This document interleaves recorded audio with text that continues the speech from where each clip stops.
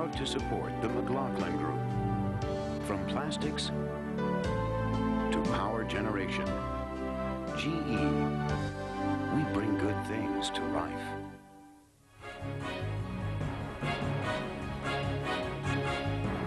Issue 1, Carolina cliffhanger. South Carolina has spoken. George Bush is the decisive winner with a margin far wider than expected. Question: has South Carolina lived up to its reputation as a firewall for the GOP frontrunner? I ask you, Lawrence. Well, I think it has, but I wouldn't limit it to just a firewall for the frontrunner. I think there are two things going on here. Number one, Republicans turned out much more than people thought, and they were worried or angry that Democrats and non-Republican independents were going to hijack this primary. So they turned out. Second point is... Explain that a little bit.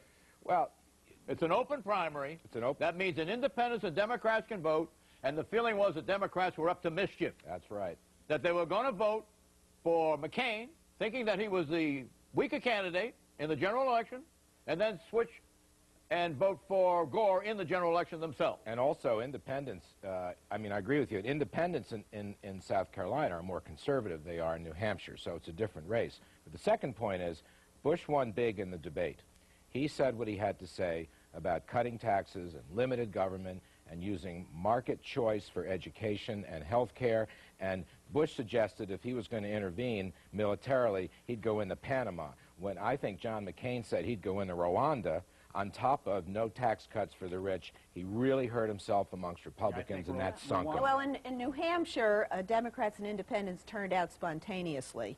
And in South Carolina, McCain made an open appeal to them. And what he did was generate a backlash among the core Republicans who turned out. Old CW, machine politics are dead, Christian right is on the ropes, and negative politics don't work. New CW, total opposite. The machine is alive, the Christian right is energized, and negative ads work. CW is conventional wisdom. Matthew Reese.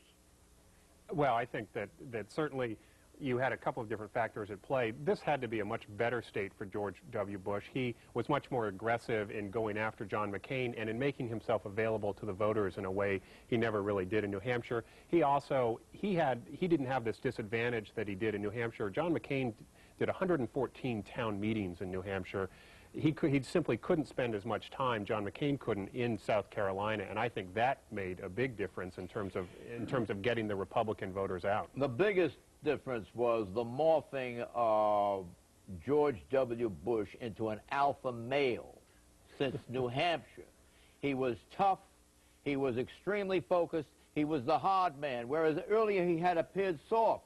That was what won more than anything else this election for Bush. True or false? The GOP, Al Gore, yes. I don't think it was the Rwanda answer, Larry, which I think probably moved about 2 or 3 votes. Maybe on Hilton Head, that was about it. Bush did very well with veterans. He did very well with veterans. That's one of the big upset sub-themes in this election. This is a very big, important, and mandatory victory for him. He won 3-1 over self-identified conservatives and members of the Christian right. As you said, he only lost by a few points to the great veteran McCain, among veterans in the state with the highest percentage of vets in this country. But a couple of cautionary notes. He has now blown gargantuan leads in both New Hampshire and South Carolina. He expended far greater resources in the state of South Carolina than he ever planned. It's still going to be close Tuesday in the state of Michigan, and he also learned that some of the old tried and true Republican issues don't necessarily work anymore. Well, see, I want to really disagree with this point. John McCain is choosing the Nixon path, John. When Nixon wanted to go to the middle, he went left on policies, especially domestic policies. When Ronald Reagan wanted the middle voters, he magnetized them, pulled them towards his conservative principles. What we're learning in South Carolina is George Bush will go after the middle by bringing them as conservatives. Yeah. John McCain tried to morph himself into a liberal, and it didn't work. This was not about issues. Issues were not engaged. This was about pandering to the right, and I think George Bush and his strategists are going to have to ask, at what price victory? That appearance at Bob Jones University may have helped in South Carolina, but that's going to be trouble in the rest of the country. Catholic voters. Is this a true firewall for George W. Bush? Meaning, is McCain going to sputter when he gets to Michigan? He's now 2 to 4 points ahead in Michigan. What is going to happen in Michigan? Oh, I think this is huge for Bush in Michigan. What McCain has been banking on the whole time is momentum. If his defeat in South Carolina means that he's not going to be able to capitalize on that, I think you're probably going to see the bottom drop out in Michigan. It is the dimension of the margin between Bush and McCain in South Carolina going to erase the margin that now exists, easily erase it, would you say, in Michigan? I think it will, because John McCain has no operation in Michigan, and his only hope was capitalizing on a big victory in South Carolina. It is, however, a totally open primary. Democrats and independents are welcome in the Republican primary. Is that going to save him? But John McCain tried to run in the last 2 weeks in South Carolina on the cult of personality, and it did not work. There are more. I believe in Michigan, you will see Bush stays with his conservative message. And, by the way, the press has been beating up on Governor John Engler. They shouldn't. Engler's been a good governor, and he's got a good organization. In Michigan, more old-line Reagan Democrats, also a lot more union folks. But a historical point to be brought up again. Forget about the winner of New Hampshire. As we know, doesn't necessarily go all the way. But no Republican has won his party's nomination since 1980 without winning the state of South Carolina. We got to get out. On Tuesday, there was also the primary in Arizona. Arizona is John McCain's home state. We believe that he will win it, but it will cancel itself out in all probability completely because he's the home son. In Michigan, I want to know from you, who's going to win and what's the margin going to be? Bush will win, and the margin will be at least 10 points. Eleanor? I think Bush wins, but I think it's going to be tighter, 6-8. I'd say Bush by 13. Bush by 13. We'll now see Bush on all the same magazine covers that we saw McCain on last week. The comeback preppy. And Our answer to the Royals. I say victory by 10. Victory by 10. The answer is victory by 10. OKMcLaughlin.com. In response to email requests for information on the offending Bob Jones University website, alluded to on last week's show, the URL appears on the screen now, and it is on the front page of McLaughlin.com. When we come back, did Bill Clinton play no role in South Carolina, or in actuality, did he dominate the race?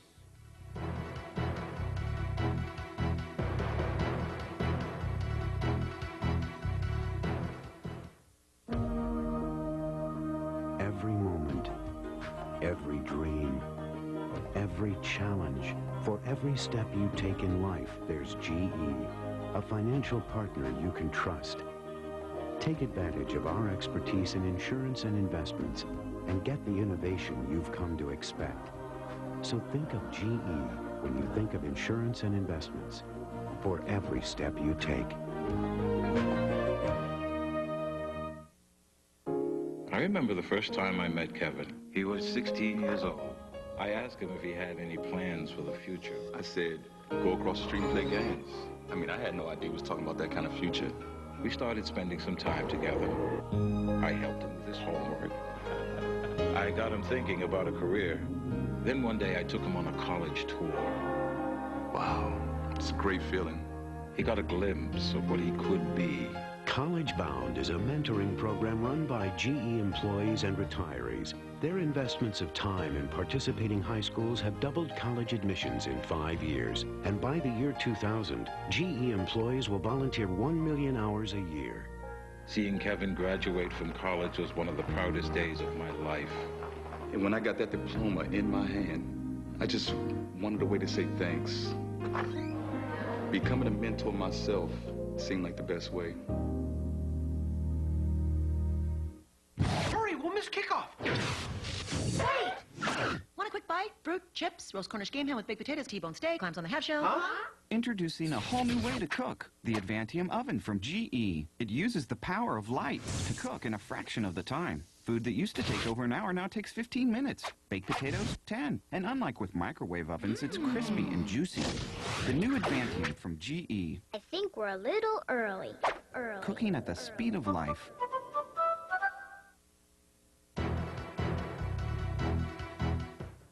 Issue 2, it's still Bill. You can disagree on issues. We'll debate issues. But whatever you do, don't equate my integrity and trustworthiness to Bill Clinton. That's about as low a blow as you can give in the Republican primary. Some people are erroneously saying that President Clinton has no role in campaign 2000. Actually, Clinton dominates the campaign and dominates the election. Clinton is the campaign's decisive factor in the Senate. Call it OOB, O-O-B, the opposite of bill requirement. The candidate who is least like Clinton wins. After 7 years of scandals and denials, voters want honesty and integrity in their candidates. They reward those who boldly say what they believe, not the candidates who calculatingly say what they think voters want to hear. This is a big reason why McCain has scored points with the electorate. He was the first candidate with a steady drumbeat of Clinton attacks. We know of the corruption that's taken place in the Clinton and Gore campaign as a result of the 1996 election and the unlimited campaign contributions. The people of this country are suffering from Clinton fatigue, and it's because they want someone who will look them in the eye and tell them the truth.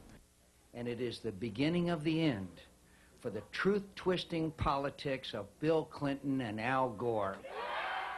That's only a sampling of McCain's opposite of Bill oob litany. And McCain is no longer alone with this strategy. Bush and Keyes, too, are using more anti-Clinton rhetoric. If we don't go out and attack that moral flank exposed by Bill Clinton's lying, perfidy, oath-breaking, and utter shameless betrayal of our moral heritage, we will lose and we'll deserve to. Let's take a Democrats have the same challenge. Gore's vulnerability has always been TLC, too like Clinton. His months-long struggle to get out from under Clinton's dark shadow was set back by challenger Bill Bradley's accusations of Clinton-esque lying. Gore can't afford to be branded as TLC when the voters are looking for the oob, opposite of Bill factor. Question, how can you tell that Clinton dominated the South Carolina race? I ask you, Matthew Reese. Well, I think you have oob. I would say it's a T3 factor, TTT. You've got the trust factor. You had both candidates trying to speak straight in a way that Bill Clinton never did. You had the town meetings, which is certainly a Clinton legacy. You didn't see things like this in the past. But then you also had taxes. John McCain certainly produced a tax plan that resembles Bill Clinton, and even George Bush there were elements of his tax plan that looked Clintonian. If you see this as pivoting on the word reformer, don't you think when the audience heard McCain talk about being a reformer, they felt he was talking about no Monica, no Filegate, no Travelgate, no Whitewater, no controlling legal authority, no backdoor deals, no scandals, no corruption money?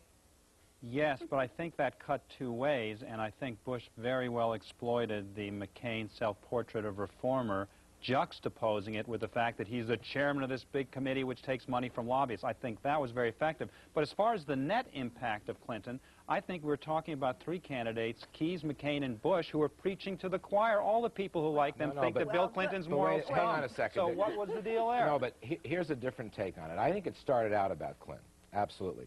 But I think this race was about George Bush, not Bill Clinton. This was Bush showing some toughness and character and, hey, say, I can fight back too. Also, this was Bush's brand of free market conservatism. Bush's tax rate reduction and clear message that surpluses should go back to the taxpayers was the anti-Clinton message, but it's now the Bush message. Well, Bush is showing that he has the right stuff. That's what this is about. Bush ran a moral-based campaign, and it went very well in South Carolina, and Clinton was his big fat target. But you watch, once he begins to feel confident that he's got the nomination, he's going to go back to Clinton light, to compassionate conservatism, and you're going to see the SAB factor, the I want to ask SOB you something, factor. Larry, and that is regarding the economy and whether or not the economy is going to go into a recession. And what do you think of what Alan Greenspan said last Thursday, and what do you think of the situation on crude oil? Greenspan's take on Thursday was just the harshest, most anti-growth message I've ever heard, and he's now threatening to raise interest rates any number of times. This could be a big factor that would damage the Clinton prosperity, which is the real Clinton card in this race. Well, that's all you left I'm sorry to interrupt Larry's upcoming essay on future crude oil. However, I think you're wrong on the business of taxes. I don't think that had that great an impact in this race, and if Bush is smart, he'll realize the Clintonization of this campaign is such that the traditional Republican base and a lot of folks in the suburbs aren't big on big It's a liberal tax message. cuts. It's not going to wash. The other thing, now, Clinton can help himself. It looks to me like Clinton's going to be able to drive a bargain with OPEC that'll knock oil prices down $5. It can be said that the proposition of this segment that Clinton is dominating the race because you have to be totally unlike Bill to be the winner. That this is being defeated by Al Gore now. Because Al Gore is drawing closer to Clinton, and he's doing better. But I contend that there's been a four-man race thus far. The press has been focusing on the bloodletting between McCain and Bush, and when it's a two-man race with Bush and with Gore, the Bill factor is going to emerge in living color. True or false? True. I don't think obviously no one wants a rogue tomcat, another rogue tomcat in the White House, and I think the challenge, obviously, for Al Gore is to somehow take credit for the policies and distance himself from all of the ethical problems. People in the end vote on their pocketbooks and what's good for them, and no Republican is going to say, are you better off today than you were 8 years ago? Okay, the president know what the answer is. The president responds to Bush, McCain, Keyes attacks. Here's the master at work, the consummate politician, weaving a searing criticism into a legacy tapestry. Sir, how do you like being targeted by the candidates in the Republican presidential campaign? I have a lot of sympathy with Governor Bush and Senator McCain. I mean, it's hard for them to figure out what to run on. They can't run against the longest economic expansion in history, or the lowest crime rate in 30 years, or the lowest welfare rolls in 30 years. The progress America has made in promoting peace around the world. Question, with this kind of ingratiating cleverness, is it really smart to be Oob, or is it smarter to be TLC, would you say, Jim Morris? It's smarter to be like Bill, which is what Bush is going to be if he wins the nomination. He's going to rush to the center. But we also have to laud you for this wonderful act of contrition here, lauding the master, Bill Clinton. You can regard it as a lapse on my part. Well, now, I want to point out that even in his answer, however, you have stark, well, I don't like to call it deceit, but stretching of the truth, where he talks about progress and peace around the world. You call Kosovo and Serbia. Right now, Northern Ireland is off the track. The Middle East is off the track. We're bombing like crazy over Iraq. The sanctions are still on in Iraq. And he says the great progress, the peace that we've made. See, General Wesley Clark said we're going to have to keep troops in Kosovo and Bosnia for a long time. And also, it drives me a little bit batty that Al Gore keeps saying that we inherited the worst recession since the 1930s. The fact is, his approval rating is Reagan. at 60%, which is higher than any of your presidents. Second, let me finish now, Larry, my turn. This election is not going to be run on Republican issues of taxes, crime, and welfare, but on Democrat-friendly turf, which Bill Clinton has plowed, and he deserves credit for. Well stated, Eleanor. Issue 3, Hillary takes aim at Rudy. I lifted up the shirt a few inches, and I observed 2 bullet holes. To his lower midsection. I said, oh my God. I just held him, his hand, I rubbed his face. Please, don't. So testified Sean Carroll, one of 4 New York City police officers on trial for murder in the shooting death of West African immigrant Amadou Diallo. Carroll and the 3 other officers, part of an elite special crimes unit, approached Diallo around midnight in February 1999. The 22-year-old street vendor fit the description of a rapist they had been pursuing in the Bronx neighborhood. The police ordered Diallo to put up his hands, press reports say. He didn't. He seemed nervous. He fumbled in his pants pocket. An officer shouted, quote, gun, unquote. Another fired at Diallo, then lost his footing, fell off a step, breaking his tailbone, according to accounts. Thinking that officer had been shot, the other officers started shooting. 41 bullets were fired. 19 hit Diallo. When the shootout ended, the police looked at his prostrate body and discovered the worst. I see his right hand. It was out from his body. His palm was open.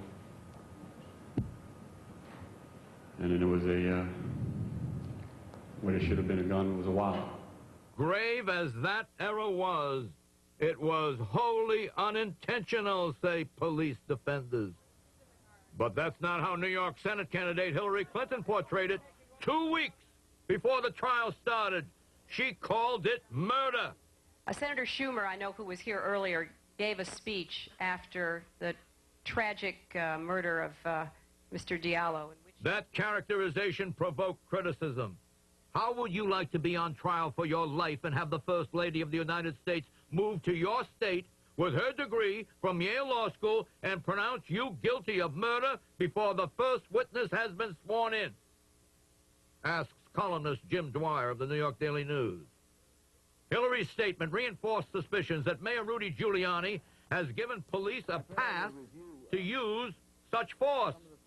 But New York's records show otherwise. 1, fatal police shootings, down from 30 in 96 to 11 in 99, a 63% drop in 4 years. 2, complaints of police brutality, down by half since 96.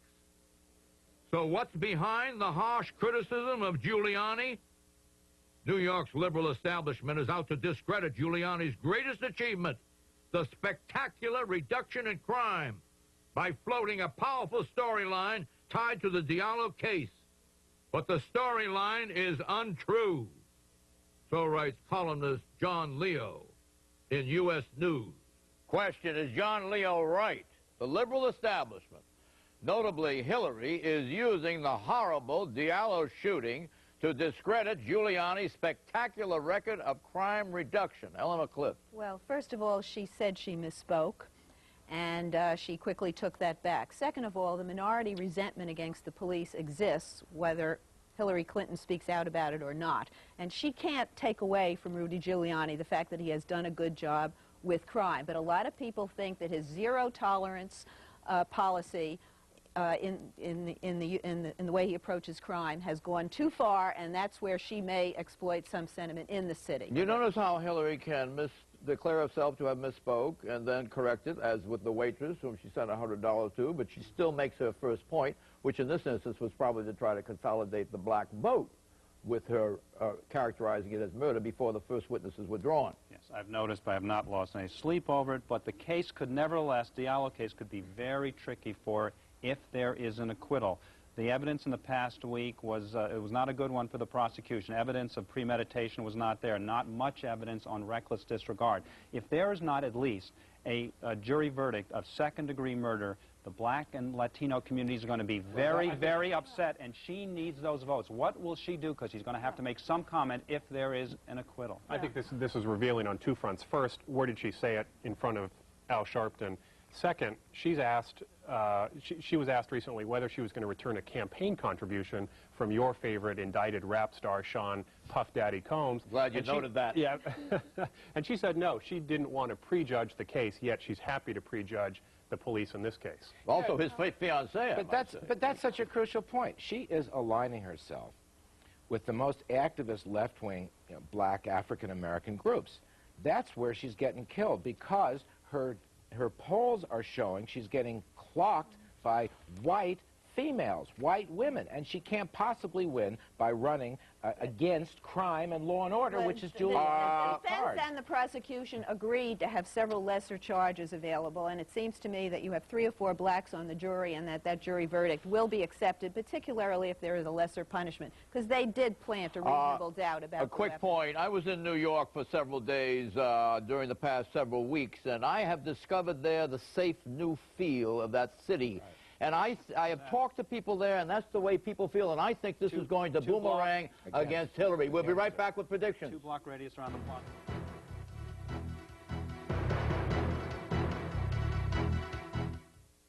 $240 hours restoring an old baseball field in East Cleveland. 300 hours reading with first graders in a school near Albany. 12,000 hours teaching science in Louisville. 2,000 hours mentoring high school seniors in Cincinnati. This year, GE volunteers across the country will spend over 1 million hours helping others, because they know the best way to change things is to reach out a hand.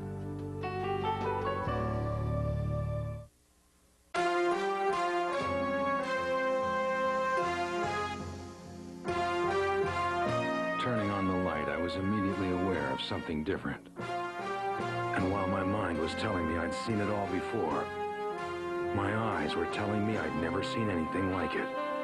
It was the same room. She was the same woman. Yet somehow, incredibly, something had changed. The remarkable and rich bulb from GE. Made with an innovative glass, it filters out rays that dull colors. So blues look bluer, reds redder, and just about everything looks better than ever. Her blue eyes blazed, her black hair burned. She turned to me. I turned to her and said, That's some light bulb. The incredible and rich bulb, only from GE. We want to live in our home. Not a nursing home. We want our children to care about us. Not for us. I want to grow old gracefully. With dignity. All good intentions, but help make them a reality with long-term care insurance from GE. GE gives you options like care in your own home to help preserve your independence and life savings. I want my grandchildren to inherit more. More than just memories. For long-term care insurance, think of GE. Predictions, Lawrence. Bill Clinton has stolen a George Bush idea to jawbone OPEC, and as a result, oil prices are going to drop to the low 20s in the next month or two. Good news, Eleanor. Bradley will try to revive his gasping candidacy in the state of Washington, primary February 29. Matthew. Governor Bush will name Chris Cox, a California congressman, as his vice president. James. Right-wing conspiracy buffs like yourself will be disappointed when a special reenactment of the 1993 Branch Davidian Waco siege proves the FBI did not fire on the compound. The Westminster Kennel Club held its 124th dog show last week. A Basset Hound was the crowd's clear favorite. But the 72-year-old judge, Chester Collier, obstinately refused to award the prize to a Basset. Never in 124 years has a Basset been the top dog. If this is not anti-Basset bigotry, then what is it? It has been said that a Basset, as a hound, lacks class, as I can attest from my Basset. Oliver, for 13 years, now deceased, after whom this production company is named, a Basset has class. Oliver refused to eat blue cheese and insisted on Roquefort. Refused to ride in a pickup, but raced for the Mercedes. I predict that next year, with or without Collier, the Basset will triumph. Bye-bye.